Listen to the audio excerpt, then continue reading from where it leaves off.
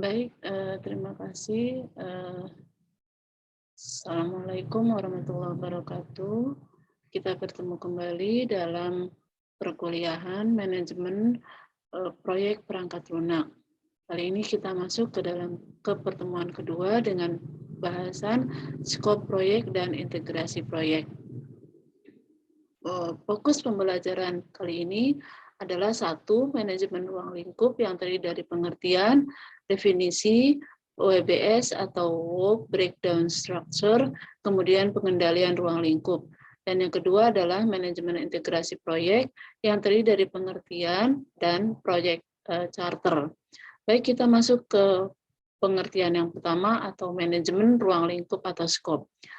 Ruang lingkup didefinisikan sebagai suatu proses untuk memecahkan titik masalah utama secara total dari sebuah proyek menjadi lebih kecil dan lebih mendekati tujuan proyek. Setiap tujuan pada suatu tingkatan diselesaikan menjadi bagian tujuan berikutnya, demikian seterusnya. Lingkup mengacu pada semua pekerjaan yang terlibat di dalam menciptakan produk dari proyek dan proses yang digunakan untuk menciptakan produk. Manajemen skop proyek meliputi proses mendefinisikan dan mengendalikan pekerjaan-pekerjaan apa saja yang termasuk di dalam sebuah proyek. Proses utama dalam manajemen ruang lingkup adalah satu, mengumpulkan persyaratan atau collecting requirement. Di sini hal yang harus dilakukan adalah mendefinisikan dan mendokumentasikan fitur dan fungsi dari produk yang akan dihasilkan dan proses yang digunakan selama proyek.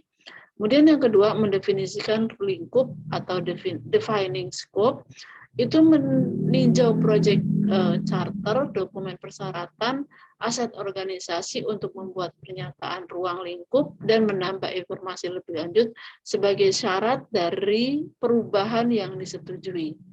Kemudian selanjutnya kita membuat WBS atau creating WBS, mengelompokkan deliverable proyek besar menjadi lebih kecil, komponen lebih mudah, sehingga lebih mudah dikelola. Keempat adalah verifikasi lingkup atau verifying scope, menerima kiriman proyek, pelanggan, dan sponsor, memeriksa dan secara resmi menerima kiriman selama proses ini. Jika kiriman tidak dapat diterima, pelanggan atau sponsor biasanya meminta perubahan. Kemudian yang kelima adalah mengontrol lingkup, yaitu mengendalikan perubahan lingkup proyek di seluruh hidup proyek.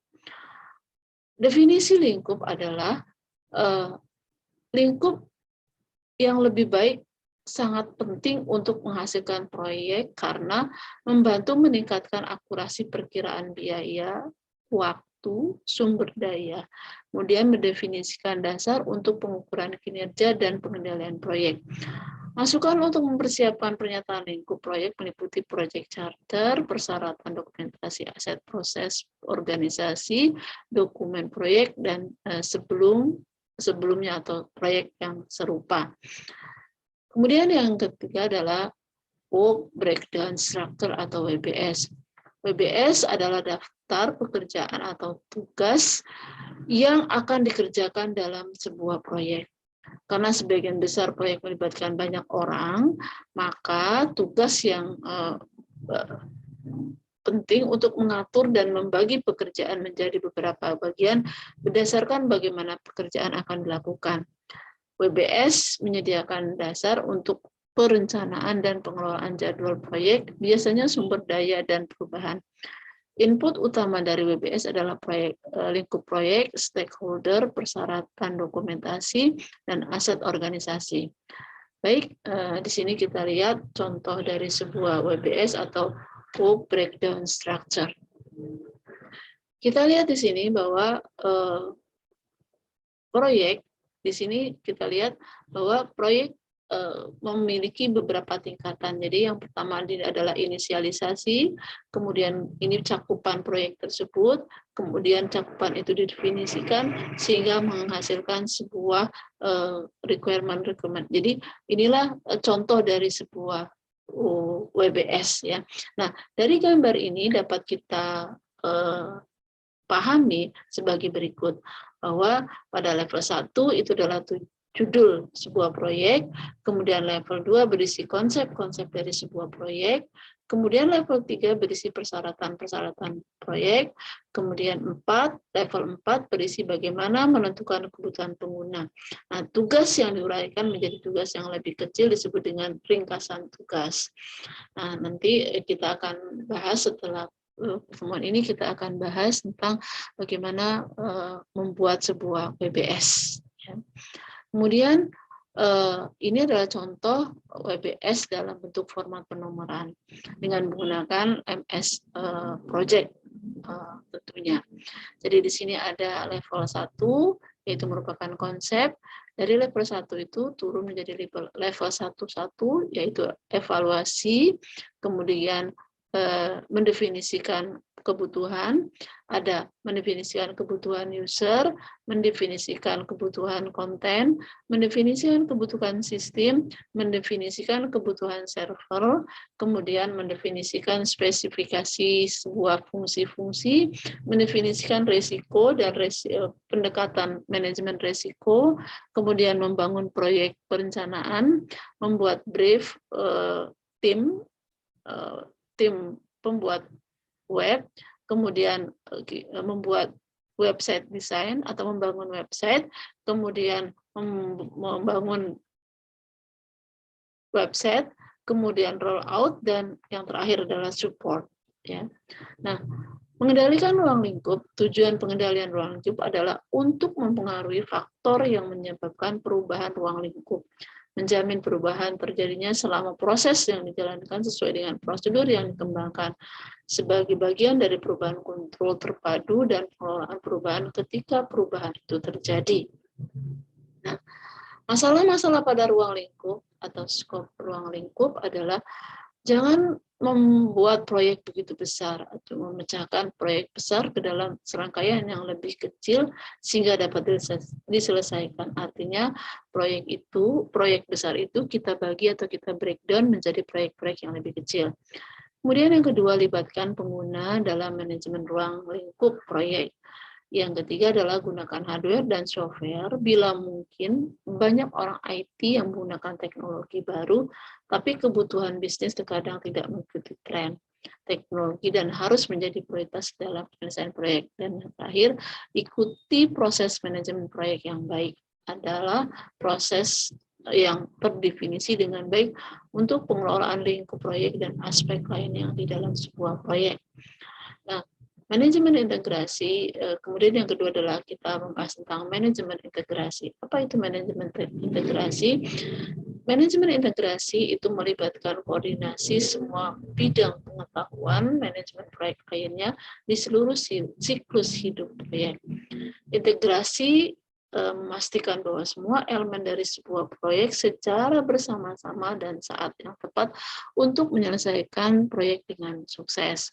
Nah, proses utama dalam manajemen integrasi adalah yang pertama, mengembangkan proyek charter, kemudian mengembangkan rencana proyek, mengarahkan dan mengelola proyek, lalu memantau dan mengendalikan proyek, mengontrol perubahan integrasi, menutup proyek atau output meliputi produk akhir, pelayanan, dan update terhadap aset organisasi. Nah, kita bisa melihat di sini bahwa integrasi proyek seperti ini. Jadi di situ ada inisialisasi atau kemudian ada planning, ada executing, monitoring dan controlling, kemudian ada closing. Ya. Nah, di sini terjadi proyek finish. Nah, ini manajemen integrasi proyek dapat kita lihat di sini bahwa di dalam inisialisasi itu terdapat proses yaitu deploy project charter, di mana outputnya adalah project chart. Kemudian yang kedua adalah planning atau perencanaan, di mana proses planning itu adalah kita membangun project management perencanaan. Hasilnya adalah planning management proyek. Kemudian selanjutnya adalah executing atau pelaksanaan proyek. Prosesnya adalah mengontrol dan memanage proyek, pelaksanaan proyek. Nah, outputnya adalah hasil dari teamwork informasi, kemudian adanya perubahan pengguna, adanya update perencanaan proyek, kemudian adanya update dokumen proyek. Kemudian monitoring and controlling. Nah, ini adalah fase yang paling penting, di mana monitoring dan controlling itu adalah proses evaluasi dari pelaksanaan kegiatan executing. Yang terakhir adalah closing atau penutupan. Di mana close, proses of fase, dan outputnya adalah final project, dan kemudian di situ adalah organisasi proses asset update. Nah, manajemen integrasi yang baik sangat penting untuk menghasilkan kepuasan bagi sebuah stakeholder. Manajemen integrasi proyek berisi manajemen antarmuka atau interface management. Manajemen antarmuka dimaksudkan untuk mengidentifikasi dan mengelola titik interaksi antara berbagai elemen proyek, kemudian jumlah interface dapat meningkat secara eksponensial seperti jumlah orang yang terlibat dalam suatu proyek yang meningkat. Sehingga tugas manajer proyek adalah dapat membangun dan memelihara komunikasi yang baik di seluruh interface organisasi. Kemudian proyek charter adalah dokumen yang juga digunakan untuk memulai proyek improvement dan berisi informasi penting tentang uraian tujuan proyek. Proyek charter ini menjelaskan ruang lingkup, waktu, dan biaya untuk tujuan proyek, kriteria keberhasilan, pendekatan umum untuk mencapai tujuan proyek, peran utama dan tanggung jawab sebuah stakeholder. Kemudian hal-hal yang dapat membantu mengembangkan project charter, yang pertama adalah project statement of work, itu berisi deskripsi kebutuhan bisnis proyek, ringkasan karakteristik dari produk atau jasa, dan informasi organisasi. Kemudian kasus bisnis atau business case berisi tujuan proyek, persyaratan, waktu, dan biaya. Dan yang ketiga adalah kontrak atau mencakup banyak informasi yang dibutuhkan untuk membuat proyek charter yang baik. Faktor lingkungan organisasi itu terdiri dari pemerintah terkait atau standar industri, infrastruktur organisasi, dan koordinasi pasar. Yang terakhir adalah aset organisasi, berisi rencana sistem kebijakan, prosedur perubahan, sistem keuangan, sistem manajemen, pembelajaran, dan informasi secara keberhasilan proyek. Nah, ini nanti dalam bentuk dokumentasi, ya, artinya dalam bentuk dokumentasi yang diberikan oleh manajemen proyek. Ya.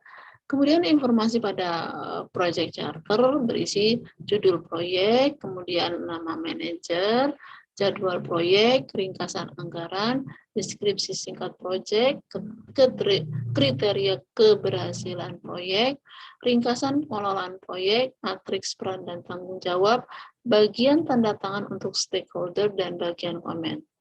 Nah, kemudian seperti ini contoh project charter, yaitu pertama adalah project title atau judul dari sebuah proyek. Di sini contohnya adalah information technology atau IT upgrade project, di mana proyek mulainya pada tanggal 4 Maret, kemudian proyek selesai pada 4 Desember.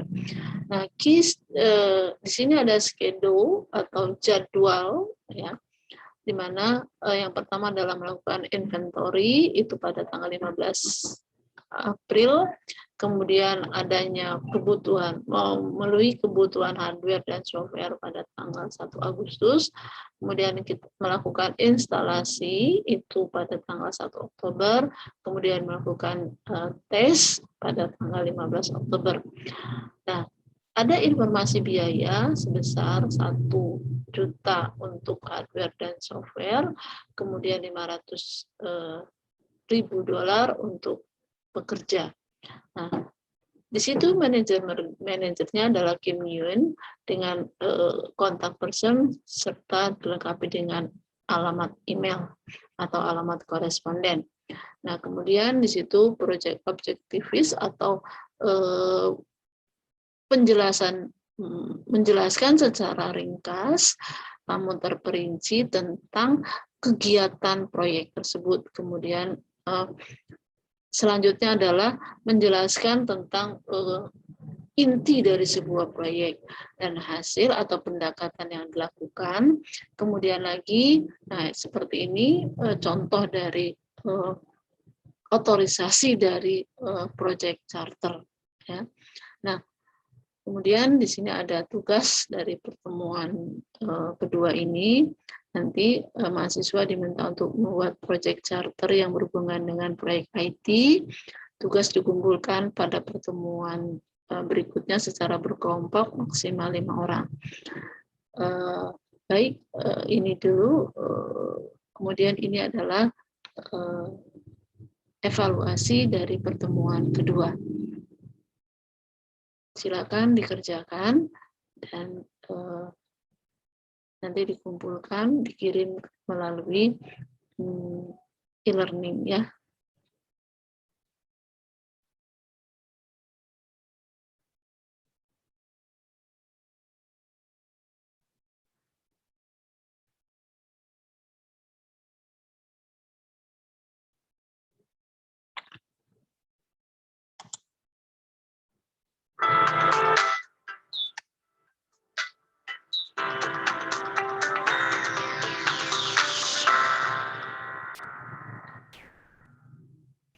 Baik, terima kasih atas perhatiannya.